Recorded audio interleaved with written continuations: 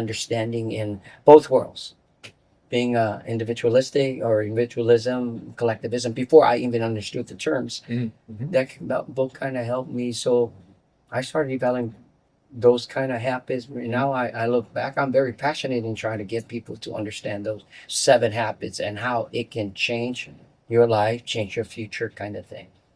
I read that book like super early on. A friend of mine and I both picked it up Yeah. when it was in. It had been paperback for a little bit. We're talking like 95.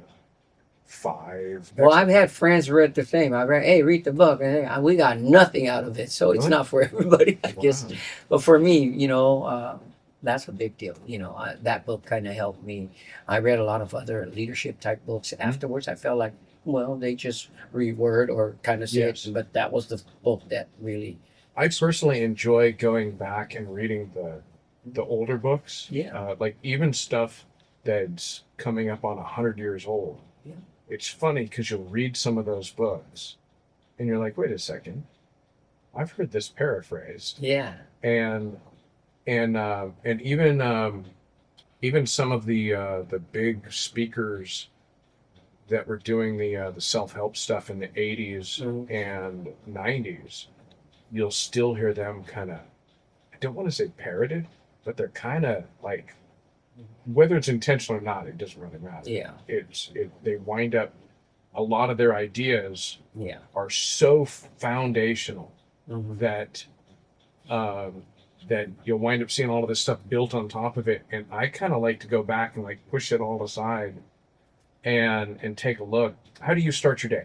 Marty surprised me. Coffee. He's a CEO. He's a CEO of a company. He's like, yeah, I grab a cup of coffee and I grab my phone, and I'm like horrified because in high performance life, they're like, do stay away from your phone. Like, Hmm.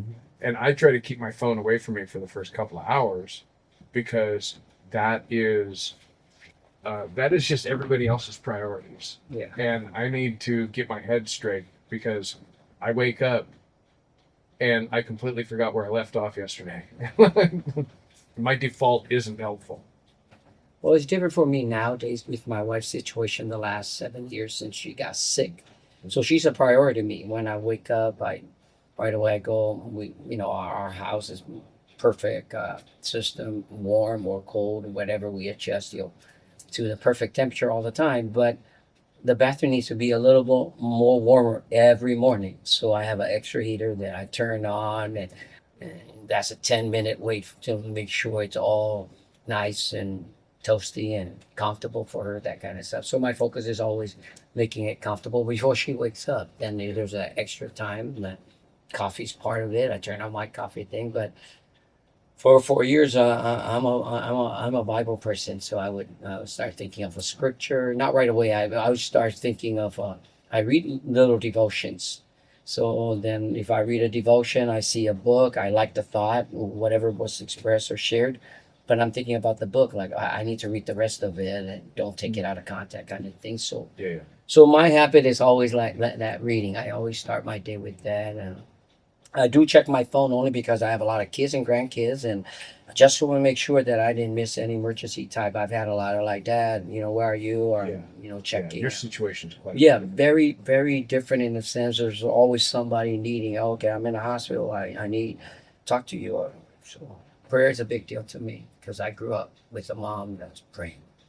So when you were doing stuff at like Teen Challenge, there's a culmination of a lot of bad habits and stuff that are developed. That's where a lot of these guys, Yeah. they get there because of, a lot of them get there because they've got no structure, right? I mean, you could look at them and say they were kind of let loose at a very early age without supervision or good direction and that sort of thing. Well, the people that come to Teen Challenge or go into rehab programs are people with life controlling issues. Yeah. It's not just alcohol or drugs. Sometimes it's gambling or prescription drugs, stuff like that. So it's not always drugs. Teen Challenge is different from other rehab programs because of the faith or Bible factor. we believe in the power of God to change, transform them inside out kind of thing, transforming, renewing their minds kind of thing. So part of our curriculum or our approach is daily scripture inputs. You know, we make them read scripture, and even if they're not familiar with scripture at all, but the emphasis is the word, just like we talked about Solomon, the richest guy, when he wrote the book of Ecclesiastes. He's looking back now as an adult. When he wrote the book of Proverbs, he was looking forward, doing and you get good result. But when he wrote the book of Proverbs, he's looking back. He's done it all. And now he's saying, hey, in chapter 2, he says, I tried pleasure, meaning that just think pleasure. I was driving here today and I was just thinking, what if I had, because I got stuck in traffic to make me think about different things. So like, what if if money wasn't an issue? I can choose the car, I can pick the whatever. I mean, nothing. I'll just say, okay, I want to build the biggest house, buy the car that of my dream. Solomon had all that. So he said, I tried pleasure. I tried this, and he had 1,000 women in his life, 700 wives plus the 300 extra. I mean, he had all. You know, nowadays, if we love music, I'm a musician, so I listen. I grew up listening to certain music or certain groups that I love, and that influenced me musically. But anyway, there are times in my mind, I wish I can go to a live concert, or better yet, I can afford to bring them to my backyard. Hey, there's nothing recorded, so it was all live music. So my point is, Solomon did all that. He wasn't. He had the luxury. He had the means. He had the resources, and he says, I did all that, and in the end, nothing. So besides pleasure, women included, then he moved from desires of his heart to wine to building stuff. He started building all kinds of structure, vineyards, waterways. Just think of stuff. If I had the means to just build, let me just forget, I'll pay for it and change the roadway. Let me just create all that, do my own tunnels. And then Solomon had the resources and he did some of that. But in the end, he says it's empty. So based on his experience, I'm like, why do I have to learn? So for me, reading all that, so that's kind of like our focus when Teen Challenge, our clients come in, I try to tell them, hey, there's somebody that had it, did it all, empty, just like you were happy with the drugs when you first started, but now you got in trouble and you're miserable and it wasn't worth the fun. Yeah. And that kind of stuff. So well, so with Teen Challenge, you actually reminded me, if I remember right, that's a 1-year program where you're locked off. Residential. Right? It's really, really regimented, right? So these guys don't get up when they feel like it. No. They have a time that they get up. They got to go get their breakfast. Well, like after years of experience, you guys structure their life. Very structured. Right? You wake up at a certain time, you eat at a certain time. Everybody do the Proverbs, and then write what one verse of that chapter of the day that stands out. It kind of makes you think, forces you. So maybe the guys are not coming, but we have Teen Challenge has many successful stories of those who came out of it. Yeah. That are now productive, involved, and I have a lot of amazing stories as well. Man. Well, with a program like that, I would expect that it would be, because of its intensity and the way that it is regimented. Yeah. You're setting people up to win and to have success. I mean, I would imagine that there's a lot of struggle for that whole year, but in the end, a lot of it has to do with the new rhythm that you guys like push into them. I'm sure that you've talked to a handful of the guys after they've gotten out. Do they ever say anything that makes you think that they just kept that rhythm and they cling to the structure? Well, I know a lot of them are successful. Like I have a lot of success stories, and that was encouraging for me too. Is why I do what I do. Is like I have people. I have one particular student. Just give an example. I remember his dad brought him to our center. Our intake people we look up the records, and you don't fit our program. We say no. So it wasn't a good fit. But then one of our students recently graduated, came back to my office and said, "Hey, can you talk to him and give him a chance?" So anyway, long story short, we let the kid, come into the program. And my advisor didn't like it. He said, "You can't override our decision not to bring him in." But I'm a father, so I'm like, "Come on, man, this is ministry. Let's just try it." Long story short, he was only there for 4 months and he quit. So I tried to help him on the side. I offered, when I talked to his dad, because I felt bad because those other guys told me that he's not going to finish, and they were right.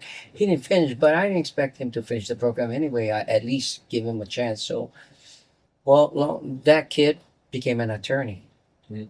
He's an attorney in Portland, but so I was just glad that you give people a chance, you do your little part, and then the rest is up to them. But I was invited to when he graduated from law school. First, he graduated from college in Portland State, and then a few years later, he went to law school. And it was during COVID when he graduated. So I remember I was like only 6 people were allowed, and I was one of the person that they Oh, that's invited their dad. Say, "Hey, you come and be part of this." The only people that were there were the judges from the Oregon. All the judges were there to for attorneys and stuff. So to me, it was a blessing to see that God does turn lives around.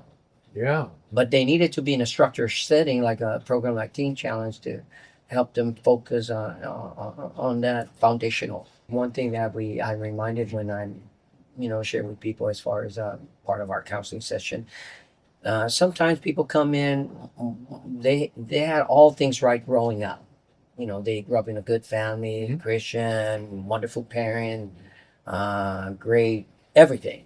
But for some reason, they still struggle. So I thought about this, and sometimes even if you have the right ingredient, I'm going to give you the example for fast food, real quick. Even if you have the right ingredients to bake something like a cake, you need eggs, you need oil, you need sugar, you need flour, you need water, just for example. So you have those five. If you don't put it in the right order, Mhm. it's not going to be a cake. You have to know the order to, you go this first, then you wait it, and you do this, then you wait it. So there's a process. You can't just put everything in together in one time and say, okay, it'll come out the way you're thinking. So a lot of people already have what it takes to be successful. It's just that the prioritizing, it's out of order. So to me, it's all the answer to your own success is in you. It's not external. It's in you. God created us from day one. He gifted us with the abilities and talents, but we don't see it. So it takes a few Mm. people that are in those areas of to help you. Come on, people, this is, and then maybe that will help point you to the right direction and get your life back on track. Or Yeah, you actually reminded me of Marty made a comment that was I was so happy that he made it. Um, he said when I asked him some question about what advice he would give somebody that's like in their 20s, and he said, "Go find a sage." And I was like, "Man, that's really good. Like, go find somebody that you can meet with." I thought about it later too, that if you're in a position where there's a guy that I love listening to, Alex Hormozy, and he talks about when you're poor and when you're broke, um, you can experiment without penalty, right? And he was talking about an unlimited. Um, it's like playing at a casino where they just keep giving you new chips and you just keep playing until you hit. And I've heard it said that people that are really successful, that have made it some place of, whether it's athletics, music, finance, whatever it is, um, that they will wind up with people that, like in the example of wealth, they'll wind up with 100 people that'll ask them for a loan before one person will ask them how they did it and how they could, and they're dying for that guy that says, you know, how can I do this? And And when I was thinking about it, I was like, the one thing that you just don't want to say is "let me pick your brain," because nobody wants, like, it's really unpopular in Yeah. entrepreneurial circles. That phrase is, with respect to that, part of the reason why Teen Challenge works is because you're put in contact with healthy role models and that sort of thing, and they help you, like what you were saying, with you could have all of the ingredients, but if you don't mix it properly or do it in the right order, a role model could say, "Oh, I see your problem. Yeah. Your problem is you're doing this before you're doing that. You need to learn how to sell before you go Yeah. out and market. You can't market and then they show up and you don't have the foggiest how to close a sale or have a conversation. You need to do that before you do this." With having a sage, with having somebody in your life that is able to speak into it, they're able to help you put the ingredients, the right ratios, and all of that stuff. So that's, yeah, I can see how a lot of that would. Did you have anything more to say on that? No, no, that's important because that will determine the outcome. Or, I mean, you can't just think about it. You have to be intentional. You have to put it in practice. Yeah. Because you're just like thinking about it, so, well, thinking will not change anything till you do something. Yeah. Well, like James said, you can't be just hearers. Mhm. You got to be doers. Exactly. And I've heard a handful of business coaches say that. You can talk isn't going to get it done. Yes. Talk isn't going to get it done. You've got to implement what you're hearing, or it doesn't really matter. Application. When we were talking earlier, you had talked about heritage and that sort of thing. Do you see anything that you pass down to your kids and that they're passing down to their kids specifically? Do you see anything that you're like, it just makes you really proud that they're doing this for their kids and it's working out well? I think priorities. I'm big in priorities. I've always, there's that simple scripture in the Bible to seek ye first the kingdom and his righteousness, and all these things shall be added. Things will follow. So I always, because I've seen evidence, I see it in the Bible how when we make it a priority, for some reason, God has a way of arranging what you thought you missed out because you're trusting God versus trying to force it on your timing and you get better results in God's timing. But of course, it doesn't work. It doesn't look that way most of the time because faith is required. But then, two things. Well, there's a lot of factors, but for me, so that's what I see. I pass it on. I always tell my kids, know God personally. Don't know God through my faith, through other people's experiences. Make it personal. So how do you know God? So I'm trying to, like Solomon said I had the money to enjoy life, had this. I tried building all these stuff. I was empty. And he said, you know what matters in the end? That's how he closed in chapter 12 in the book of Ecclesiastes. He said, fear God. He came back to the God factor. And I think it doesn't matter where you are in life. It's the God factor. It's knowing God. I mentioned in our study, in our men's thing, about the three aspects that completes a Christian life is understanding the three works. The work God did for us, the work God does in us, and the work God does through us. All those three needs to be addressed in order for you to live a fulfilled life. So understanding what God did for us. I had a guy that, he's in a ministry. I remember when he was a youth pastor. He was a don't want to mention his name, but I saw him at a pastor's retreat or a pastor's meeting last week, our quarterly pastors. So he was all looking good. I saw him a few times before that.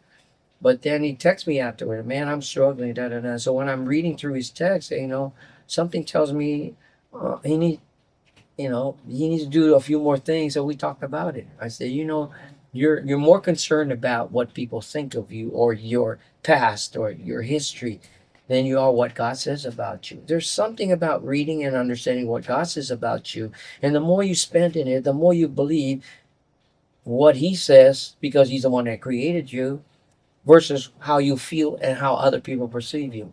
And I think that's powerful. I think you get to a certain point, you really, really believe, you have confidence. You just know, okay, I'm a mess, I'm a failure. So was Moses, he was a murderer. So was David, he was an adulterer. So was this and that, you know. I'm like, okay, but why do they ended up, why were their names ended up in the Hall of Faith, Hebrews chapter 11? It's because of the God factor. So for me, I've studied I also have very successful kids in other fields and other, and in the end, we sit down and talk. They always say there's something about the spirit and the God factor that super or overrides or beyond this level, whatever the highest level of education. You'll find that it comes back to God. It comes back to the Word. Um, In essence, for me, I'm just talking from my own experience. no. So one of the things that, like when my kids were growing up, it's funny because one of my kids, my youngest, has mentioned it a couple of times. She remembers overhearing me pray in the other room. And I'm like walking around the living room, and she just kind of walked in on me while I was praying. And it really meant a lot to her to see Dad pray. Yeah. And it affected her a lot. Um, and what you said just kind of got me to thinking, how much do you think is, you try to model things and you also try to back it up with like direction, like, hey, you know what, try this, do this, seek God on your own, like, like you were talking, you need to go find God on your own, like I can tell you about it, but you need to go and pray yourself. I want to put some quotes up on the screen Okay. and get your take on 'em. Okay, so some rhythms are imposed on us. The best are self-imposed. Think that's true or false? I think it's partial true. Okay. It's true that some are imposed on us, but the best are self imposed. I don't think that's always true. The best are self imposed. Mm. Because sometimes you set rhythms that you're comfortable with within your control. Mhm. But sometimes maybe outside influence will challenge you to go beyond what you fear are your limits. Mm. So that's why I feel like the self-imposed are not always the best. My If I'm I- making sense. yeah. Well, it's funny. My brother and I was just thinking about it this morning. That my mother made our beds till we moved out, and the only cooking that either of us knew how to do, and this wasn't because I think this was that both of them worked, and my mom made spaghetti, and I don't really recall anything really beyond spaghetti. Made a really good spaghetti. But I had never seen like lasagna made until I was like in my 20s. There were so many things that I was like, wait a second, I never really thought about it. But my brother joined the Navy straight out of high school, and I would say that there's probably a lot of imposed rhythm in there, right? I mean, I didn't serve at all, but I would gather that that there is a lot of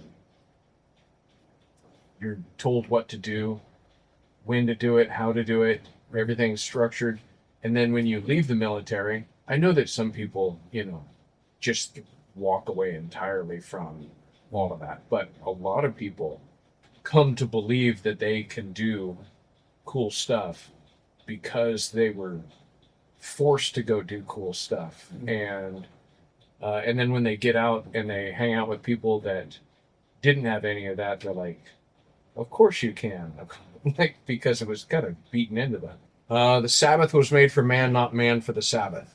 I mean, I'm not going to ask you if that's true or false, but what's your take on Totally. what's your take on like this would be with respect to rest and reflection and taking a break. Yeah, but at the same time, it's talking about not meant for the Sabbath. We've idolized, or we made it about the day when it's about the man. It's important, this is, this can be, but for me, I'm just, okay, we're talking about rest, then of course, that's the system God put in place. Even God rested on the seventh day. He could have spoke the entire world in 30 seconds. Yeah. Because if you follow chapter 1 and 2, I mentioned that in our study, chapter 1 in Genesis, God said in verse 3, God said in verse 6, those are the beginning one. God said in verse 9, verse 11, verse 14, verse 20, God said, verse 24, verse 26, God said. So he could have just, God said, and everything all at once, but he didn't. One day at a time. Because the point is, he wants us to be patient. It's a process. I believe if we had the power to speak the world into existence and do what God did, we'll just say that and more in one time. Like, I want this, or I said this. I said if what you say will come to pass, then we'll just say everything, like whatever you comes to mind, whatever you desire. But follow the order. He only said certain things on one day, certain things on the second day, certain thing, and then he rested. Yeah. So that's an order. The We order should- part is important. Yeah. You remind. Well, that's 100% true. We wouldn't like do it over the course of 6 days. Yeah, it's too We would long. do it in the course of before lunch. I heard a guy say one time, his sermon was called Stride, and he was talking about having a really a rhythm and a cadence to your life, and he said, if I was Jesus and I knew that I only had 3 years to get this all done, first thing I would have done was buy a horse. Yeah. None of this walking around stuff. We'd be galloping off to the next place and galloping off to the next place.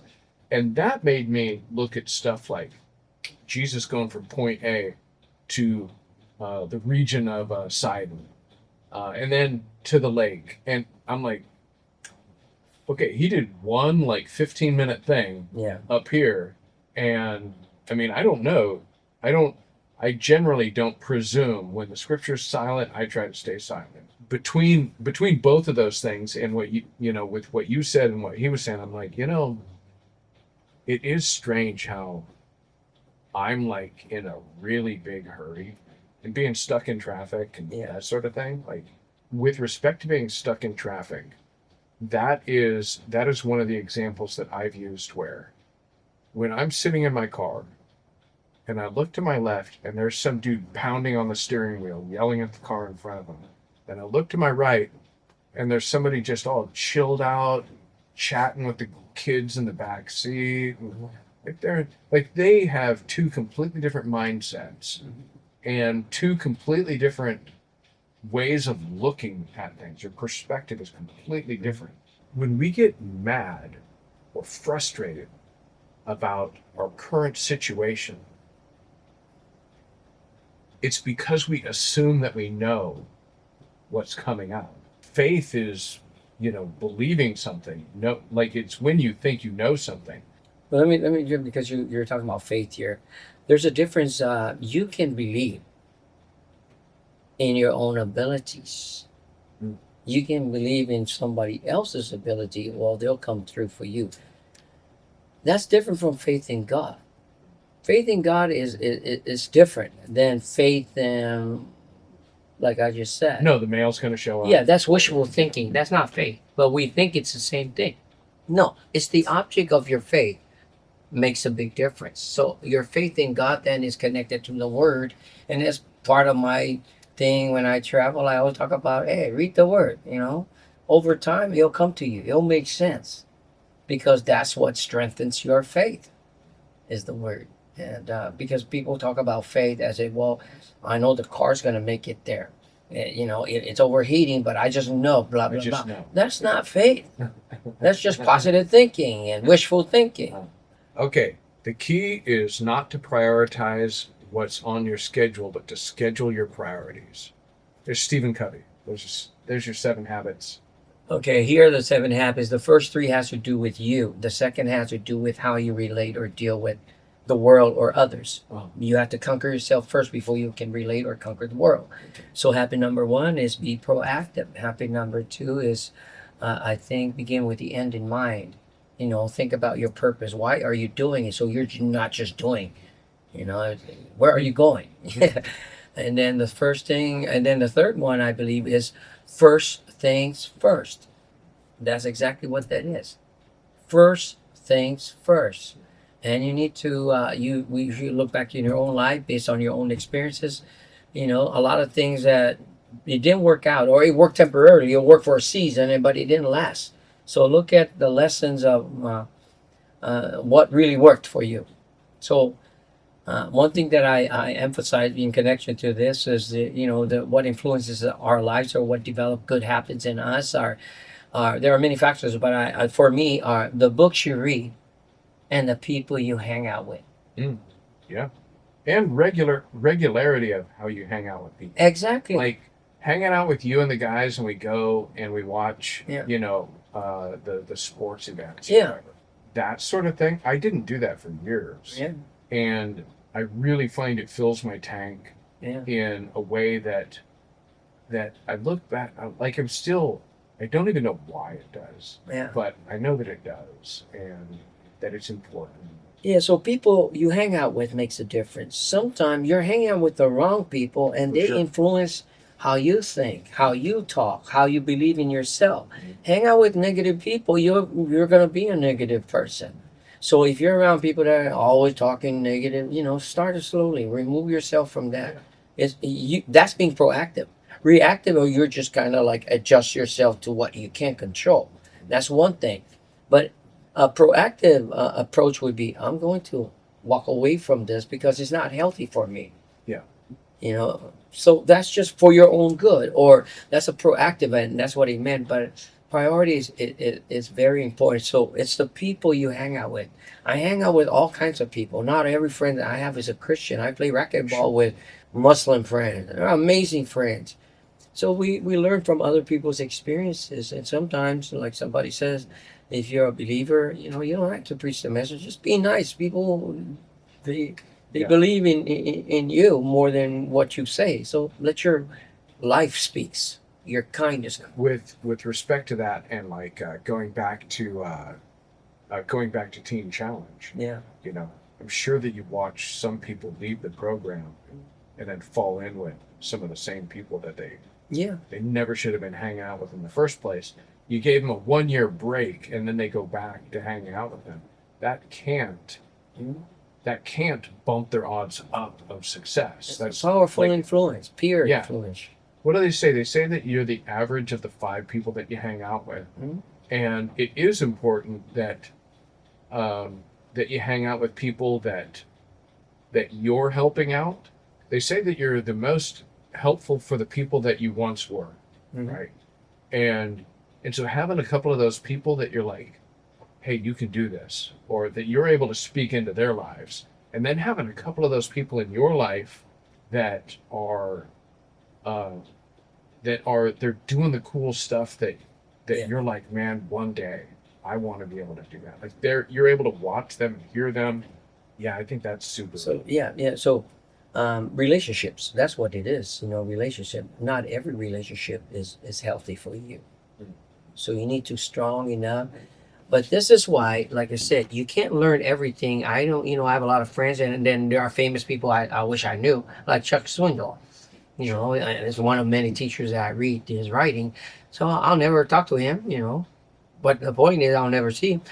But I do read his writing. So the books you read matters. So you can read, hang out with people yeah, remotely. yeah. Yeah. You can learn from a lot of people. I mean, Mark Twain said this: that a lot of people are like the moon. Half of it is in the dark side. There's a dark side in the half of it. So think about those kind of quotes. And I'm like, this is why I read a lot about all these other people I don't know. I just know, oh, must be famous. I like to watch documentaries Mhm. on people that are doing stuff that I would love to one day be able to do. Yeah. I also watch podcasts that have people on them um, that are that have done things that I want to do because they'll just say stuff in passing that they don't really think too much of because they learned it such a long time ago. They'll make some comment about the way that they look at it, and you're like, oh wow, that makes so much sense. And then one of my favorite hacks in the whole world is if I find a book that I really like, a lot of authors go on podcasts and promote their book. And the hosts of the podcast will ask them questions that like they obviously read the book and there were things that stood out to them. And the author is sitting there and the author there were things that the editor cut out and they're still fuming over it, right? And so when they're asked the question, they're able to like finally, and they're able to elaborate on that point that got cut from the book. And so those are a couple of my favorite hacks for being able to, you got a book that you love, Mhm. go get a little more because the author will also reword things from Yeah. time to time. And when you think that you understood something, it turns out that you almost understood something, but when they reworded it or elaborated on it a little bit, all of a sudden you're like, oh, now this whole thing goes together because this brick in the middle, Yeah. you didn't, you like tried to understand it, you did your best, but you missed it. So studying or reading is powerful because it does something to your mind, and the more you read, you learn things you didn't know. Yeah. So Do you tend to paper or do you listen to audiobooks at all? I'm a reader, like Okay. more reading, Just paper. because I like to highlight. I like to write out Oh, certain okay. thoughts, and that's for me. Maybe I'm old school, but I find that to be a biblical principle to write things out for your own good, because you retain more, you remember more. So my office is full of notes, writing Sure. all over. No, just- we talked about that at Yeah. Max Development Day. Yeah, I love to write because the Bible says to do that. But anyway, that's why God kept the record of Him speaking to us in a writing format. He could have said, "I'm going to make a audio," just like the Book of Psalms are songs. But He never recorded how it's supposed to be sung. He recorded the lyrics, Yeah. the message. Yeah. But He said it's up. But I believe it's up to each generation because every generation is different. Play it your way, but stay with the message. That's an interesting idea. Yeah, God never. He kept the lyrics, The styles change, but the styles change. Yeah. He never changed. He don't change them. Don't mess with the message, Yeah. but sing it or perform it with your own style, your own generation. Yeah, I remember when you were talking at when you were speaking, and you had said that the king had to write it, Yeah, he Write said out write the a Old copy Testament for themselves. yourself. and that was just the first 5 books, though, right? Yeah, Like it wasn't. that's Deuteronomy chapter First 17. Kings and Second Kings, and This is Moses speaking. The other thing about Moses, I was like, this is. I thought about it because in chapter 2 he talked about the birth of Moses, but he talked to the point where before he killed the Egyptian. I don't remember that part because he looked around. This is after 40 years. He's been like 40 years now, and he felt in his heart like, man, I need to do something with this calling to deliver my people. So when he saw the Egyptian fighting a Hebrew guy, he went out there and killed the Egyptian. But before he did that, this is what the Bible says. He looked this way and that way. And then when nobody's looking, he killed the guy. yeah. He never looked up. That was his problem. So Yeah. we're doing the same thing. We're always concerned about what people see yeah. and what they think. Yeah. You got to You know look what? up.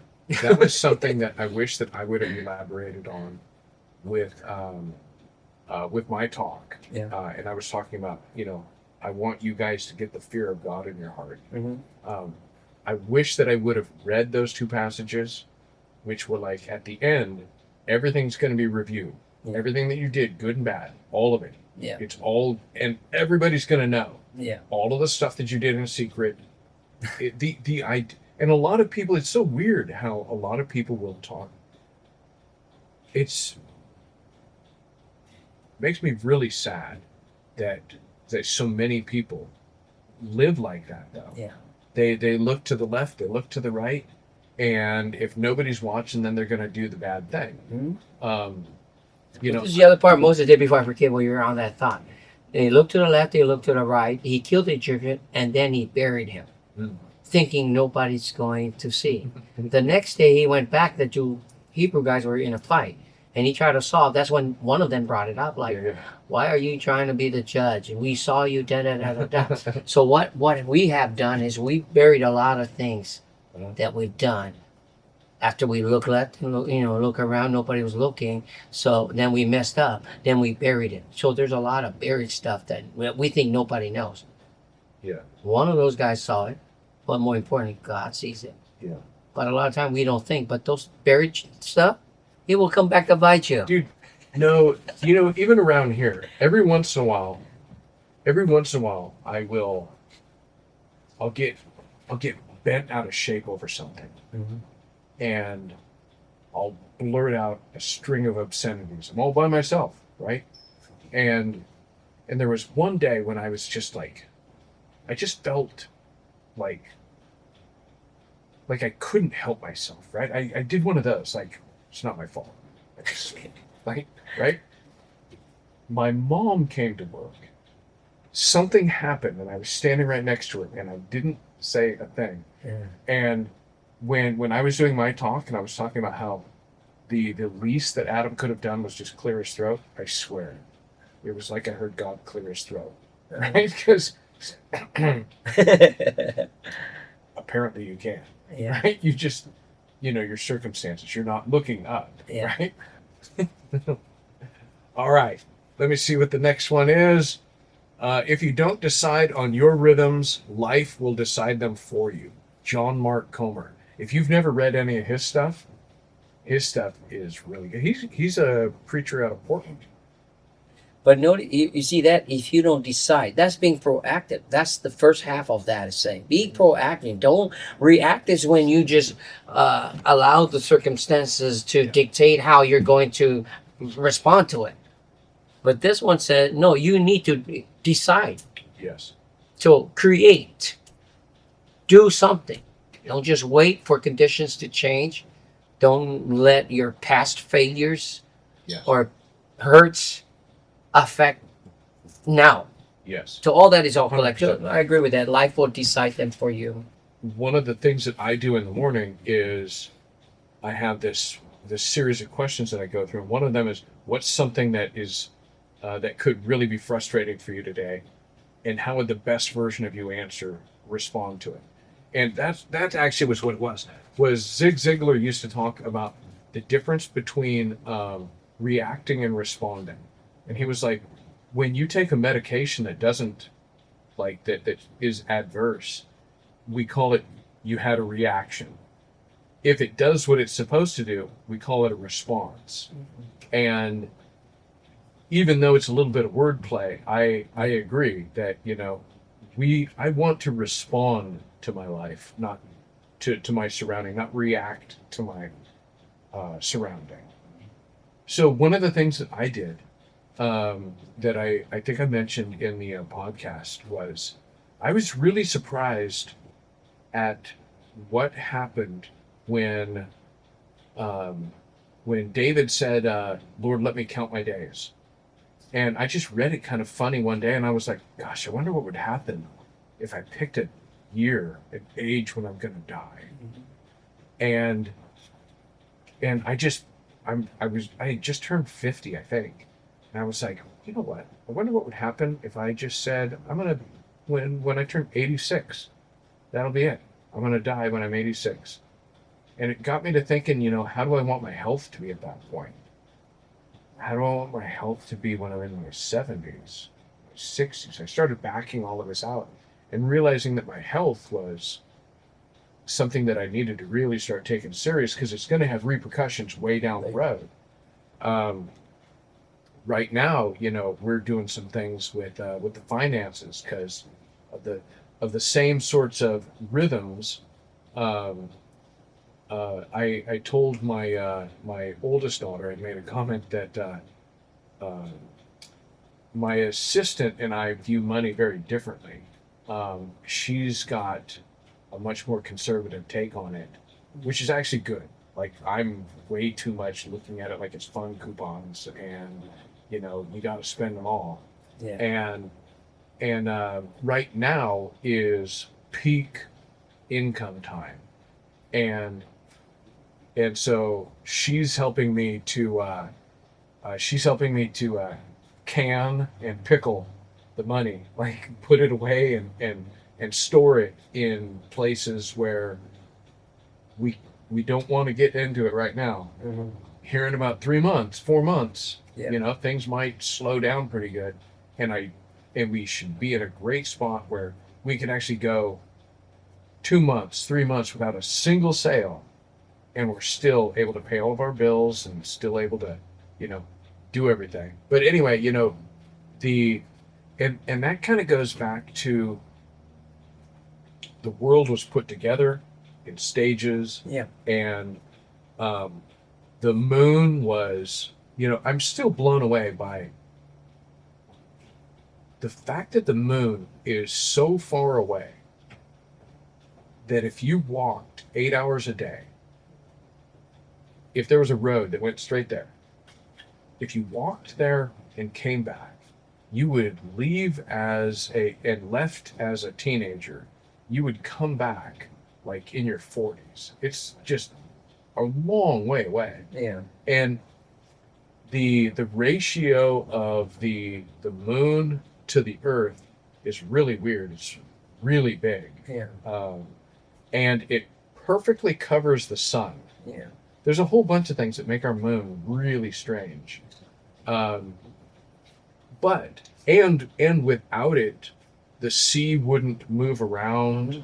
People have been using it for millennia Yeah. to say, okay, it's time to plant. It's time to harvest. It's time to do this and that. And what day it is that we do this. But even the most simple tools can be used to determine that you don't have to have some big structure with a dome and pictures of dragons and stuff up the side of a temple to know that it's the solstice. You can just stab a stick in the dirt and have a pretty good idea of, okay, it started moving this way again, and it's time to start harvesting or whatever. So this was the first podcast that you've been on. First time, and I wasn't even sure. This is a very crazy week for me. Earlier when you said, I wasn't sure what the questions or what the focus, what my mind was on, because this week my nephew is coming with 3 of her daughter. They were here last time to help with worship tomorrow. Mhm. So it's like, hey uncle, when can you? I'm like, come tomorrow. So, but then they just send me the song list. So I've never, all 5 of them I never heard. And here I am, like, I need a bass player and a drummer. I'm like, for me, I can follow, but I want to fit in with them. So I was trying to listen to all this music while I was trying to do the feeding. And then my daughter said, hey dad, can you come over? So I was like bouncing around, talking to different people. But in the end, I'm glad I made it. I am too. I'm super happy that you made it. Marty was the same way. I had somebody that was gonna come, Yeah. and then they just like evaporate.